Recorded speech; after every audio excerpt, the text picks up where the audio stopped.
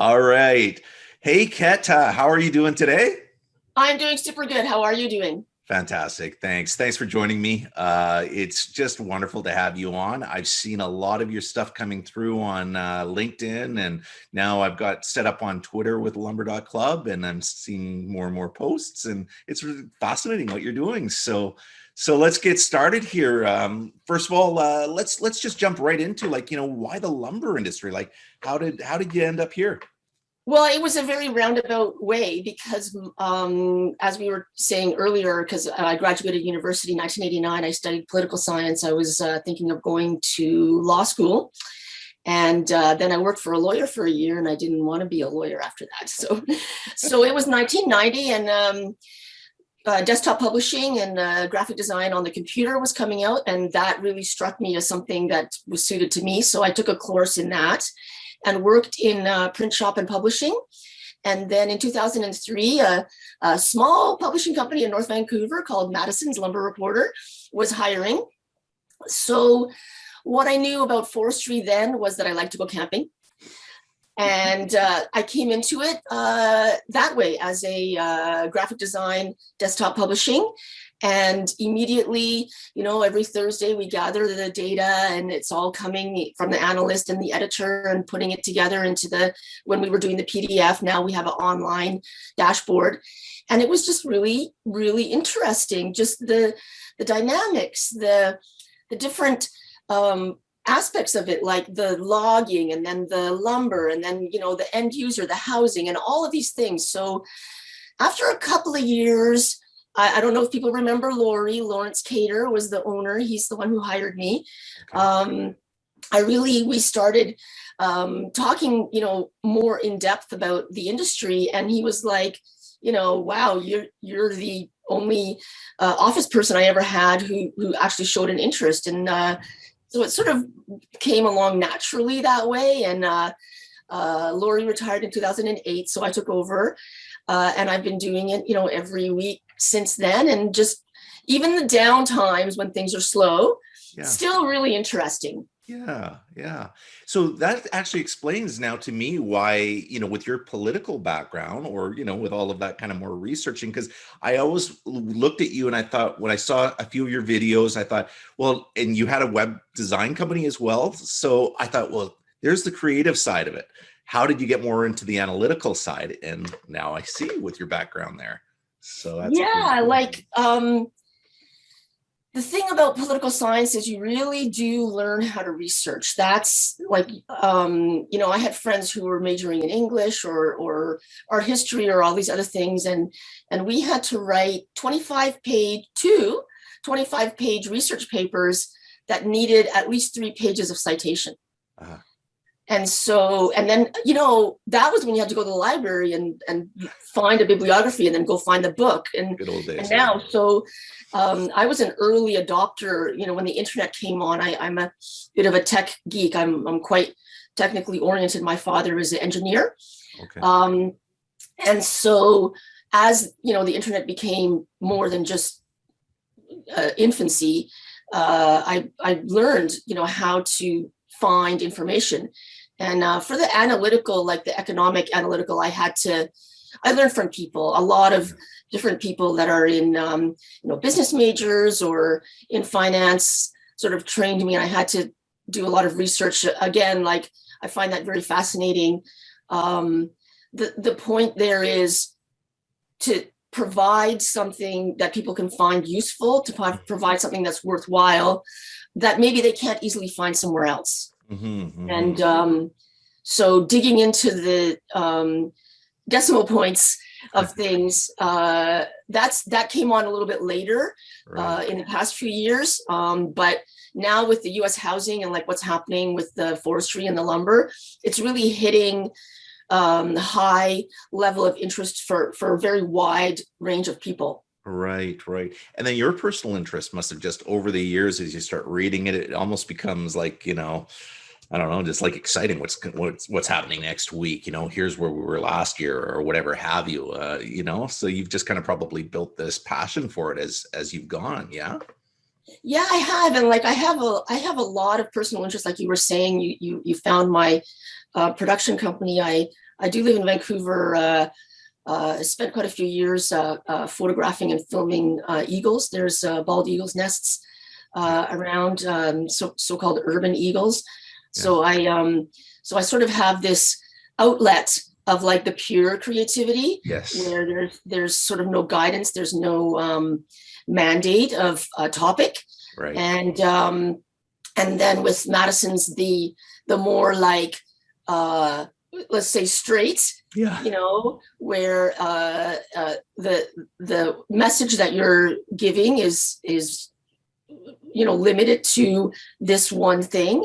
So you get a real depth, like you're saying, right? You get a real depth of understanding.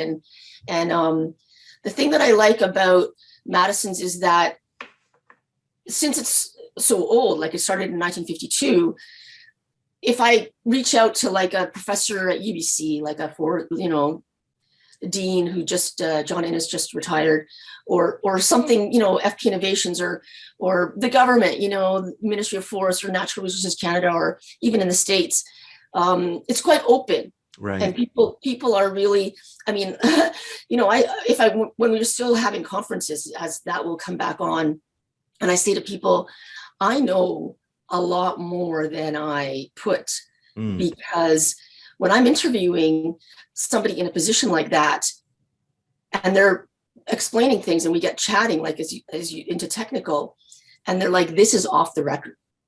And they tell me things that I'm not allowed. You know, you have to respect off the record, or that person, or they'll tell people, and then they won't talk to you. Like, you need to be, you know, it has to be like reputable, right? Yes. So it's not dirt, but there's a lot that I know that I can't say. Yeah. That is even more interesting, the inner workings of things. So we stick to, like, when I'm writing and doing interviews, we just stick to the like core of what Madison's does, and what people are used to hearing, and the way that people think about it. Yeah. And like, I think what I bring, because my background is a little bit different and a bit varied, I have a different perspective of looking at things. And then, of course, having all of that practice at writing when I was at university, the ability to, you know, keep people interested. Like, so many people are like, lumber. I was on CBC, and it was whatever, the radio station in Kelowna, and they're like, oh, you think it's like the most boring thing? And they talk to me for 10 minutes, and they're like, wow, that wasn't even long enough. I was like, it's not boring. It's just how you say it, right? Absolutely. Yeah, exactly. Well, first of all, I want to know if you've got a little side PayPal account that if I want some dirt, I can just quickly send you some money, and you know, I'll give you a private email there. No? Okay. All right. The money comes from the subscriptions. Of course. And we do get hired for, like, you know, extra, like, consulting and things like that, but it's all most of that is simply selling the data, like the Excel file of the price history, as Right. people don't necessarily, like, different companies that don't necessarily need to subscribe. A lot of times, like lawyers, they're doing something and they just need to know this particular time frame. Yeah. So it's things that are already out there for the subscribers, but we just, you know, sell the Excel file of that data set, and everything else is just, unfortunately, maybe when I retire, you know, like in 20 years, when it doesn't matter anymore. That's right. What did Zoltan from the Lumber Coalition tell me? Yeah, you'd be surprised. Well, I totally relate to you, because I'm the same when it comes to charts and data and all that stuff. I mean, I've been doing that for almost the last 30 years, but I've got this other creative side to me, which, you know, comes through my web design and through my film background. Actually, I went to Vancouver Film School. Oh, wow. Okay. Yeah, second graduation class back then. So probably a lot different today than it was back then. But yeah, learned a ton, and that was going to be my career. And then I fell into the lumber business, and it's funny because that's kind of one of the themes that I've got with Lumber.Club is like, well, how did you end up in the lumber industry? You know, regardless of what you're doing in it and what your niche is, you're still in it. And it's funny how once you get pulled into it, how how you kind of stay in it, and you might do a little few things over here or a few things there, but you always come back to it. And really, to me, it's just the people that are in it. I just connect well with them, and I've developed friendships that, yeah, I've never been with them personally, but just over the phone, talking to somebody every other day, you do get to know them, their family, their kids, their struggles, what they're going through. And it's a pretty neat industry, really, overall. Yeah, So I want, people develop like long-term relationships, and I think that there's being in BC. I think that's really something because a large portion of Canadian forestry is here in BC, and it's varied because you have the coast and then you have the interior. And I same as me, like for example, the truck logger. They have their conference every year, and it's like the oldest industry association of all in BC. And the premier comes with the bagpipes and I don't know if you've ever been, but it's quite something. And yeah, like the people who do it, like you're saying, like stay in it for a long time. And you do have these consistent talks all the time. So I find it like, I don't want to say like a characteristic, but it's like down to earth sort of, like yeah, where I live here close to UBC, there's lawyers and doctors and like forestry people are kind of like, like just kind of real, right? And I really like exactly. that. That's a great word for it. Pardon me, because I think that's the attraction to it. You just find down to earth, real people. Some guys are grumpy, but you get talking to them enough, and it's those grumpy guys that they just become your best friend after a while, Yeah, because then they just open up to you, and inside they're just a teddy bear, yeah, and yeah, it's really a great experience. yeah. Who would you say has influenced you the most so far in your journey here? Okay, so we had an analyst, Zara. Zara Hartwood was Madison's analyst since like 1980. So when Lori retired, I worked with Zara. Unfortunately, she was ill and passed away in 2012. I would definitely say it's exactly what we're talking about. Like Madison's, we have our sources. So the data is the product, the data is the value, but the sources are how we get that value. Yeah. And we do a market survey every Thursday and call around. And so Zara was like talking to the sawmill guys every week and giving me the Excel file and then doing the writing. And she knew so much, like coming from 1980 to 2012. So definitely that. And there's some like the economics and finance people, for example, like at BCFII and FP Innovations and that kind of thing. Like we really get down to nitty gritty talk. And like I said, I had to learn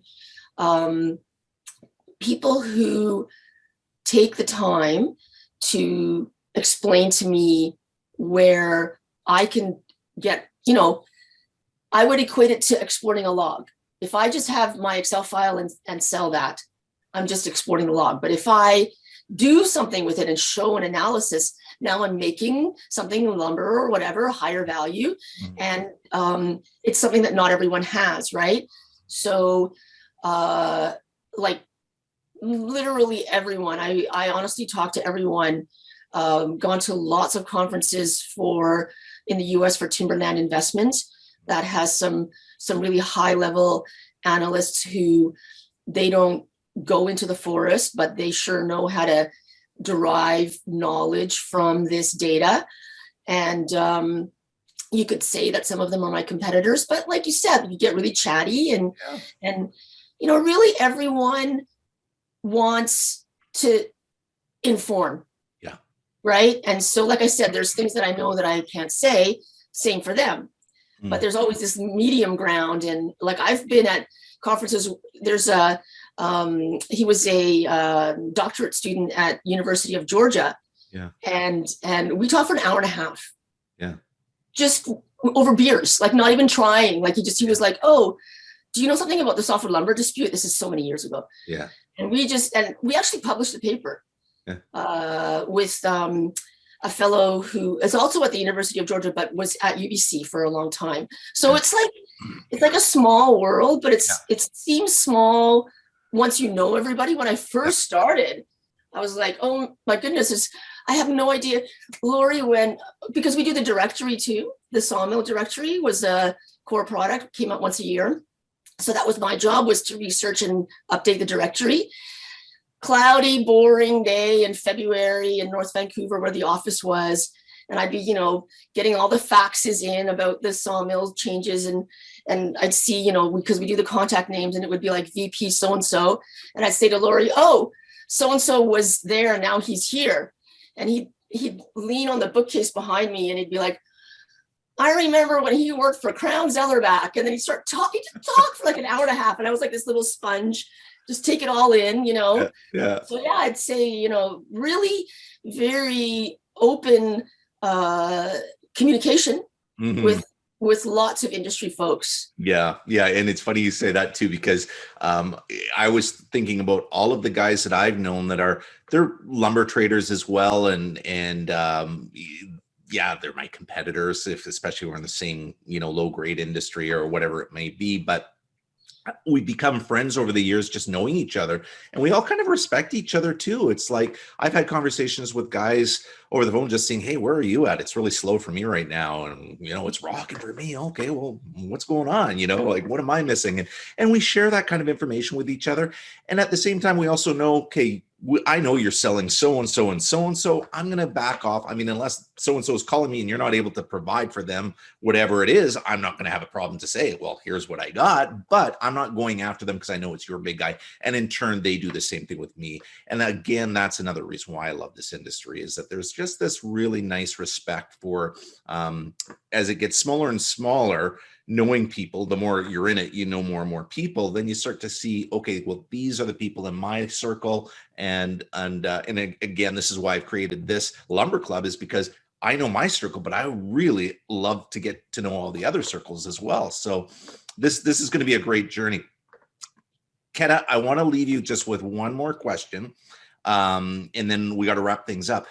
Where do you see the industry going now that we've gone through this big COVID crisis and markets are crazy, and seeing things level off now, but what's your idea for where things are going to go in the next few years? Yeah, so I think that there's a fundamental shift, and it's not just in forestry, it's in greater economy. And it kind of was looming over the past couple of years, but has been accelerated now because of this upheaval. And I would call it a maturity. So even aside from forestry, like just in general, CEOs are saying that 40% of their workforce is not going to return to coming into the office. And so the change in the housing, what people were doing last year when they were improving their house and doing the remodeling and adding a room or whatever, and then also actually making a change where they moved out to where they really wanted to live, because the requirement was no longer like, how far am I from work or the kids' school or whatever. Right. On the one side, there's that, and then the other side is the adoption of the technology. So that was one of the things for Madison's, where we launched an online dashboard back in 2018, and there was some grumbling because they just want the PDF. People who didn't know how to log in and things like that. Well, now they're Zooming with the grandkids, and they're all just like, doing their banking on, it's all very, it's on their phone. And so in even those 2 or 3 years ago, where people were like, oh, well, don't you still do a PDF? They don't even ask. Now they're like, well, of course it's a dashboard, right? Mm-hmm. So these things, the shift in where people need to live, how they need to live, and the connection to wider through technology, where maybe you don't need to go to the conference, and people are more trusting of just this kind of thing through the computer screen. And I will note demographics. So the largest cohort of first-time home buyer is now millennials. Mm-hmm. Okay, so the millennials are turning 30, Mm-hmm. coming into the normal home buying age, and there's like 15 years of millennials coming. Mm-hmm. There's more millennials than baby boomers. So where the baby boomers influenced the economy and how things were, is now the younger people, and they don't necessarily want to live in a house with a yard that they have to mow the lawn. They like community, just some kind of townhouse or condo type thing. Get on their bicycle, take their kid to school, go to the pub, go to the store. Those also use wood, those kind of structures. Mm. And for the forestry, for the lumber, this timber supply issue that we have, I've been advocating for this basically since the beginning, since my first issue, April 17, 2008, when I took over. Higher value remanufactured products, cross-laminated, LVL, veneers, all these things where you don't need the number 2 saw log. You can use peeler logs, which are more available, potentially less expensive depending, and no super mills. You don't need to make a huge amount of 2x4, but make these higher value, smaller remanufacturing facilities.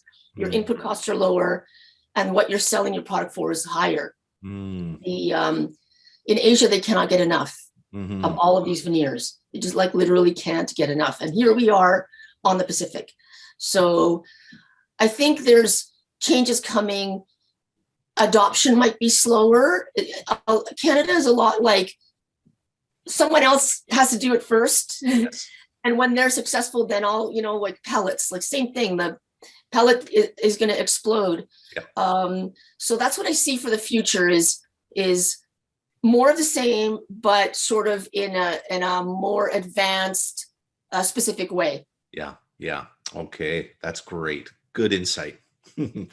Awesome. Keta, where can people reach you? Why don't you tell me about Madison? Where's the URL? All that fun stuff. Sure. It's madisonsreport.com. And on the menu, if you go under products, you can see the different things we do. We have the lumber price, the core product. We started doing BC Coast log prices back in 2018.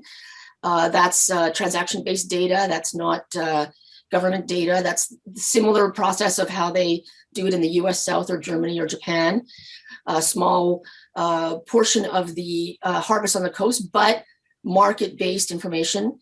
We have the wood pellet prices. We started that in 2016 with Gord Murray at the Wood Pellet Association of Canada asked us to start doing that. We have the directory as we do. I got something very exciting coming up with that. I can't announce it yet, but we're having a quite sophisticated online tool for the directory. So you get the sawmill listing, but you can really do a lot. It's not just a read-only the way the printed book used to be. And if you're on the website, madisonsreport.com, go under contact and you can get my phone number and my email. We're very strong on Twitter at Lumber News. I started YouTube, is amazingly popular. Just go to the lumber prices on YouTube and you'll find it. And people who have specific questions, I get calls all the time. There's no charge for that. We chat with everyone. Very easy to contact me. And then the lumber prices come out. They came out this morning. We get the data on Thursday and publish overnight. And subscribers can see that on Friday morning. Perfect. That's awesome. Awesome. Thank you so much. It was such a pleasure to talk to you and finally get to talk to you face to face. I really, really enjoyed this, and I really hope that we can talk in the future here, real time. Well, let's talk again. The one thing that I'm watching for right now carefully is we've got some real drought situations happening. So I'm hoping that we don't have the fires. If there is could be a real problem. So keep in touch. Yeah. Normally, sort of like now till September, it's just kind of going along. But if something dramatic happens, we're going to have some different things to say. And I'm always here. So let's talk again. Awesome. For sure. Sounds good. Thank you so much, Keta. Okay. Thank you. Okay. We'll see ya. Bye.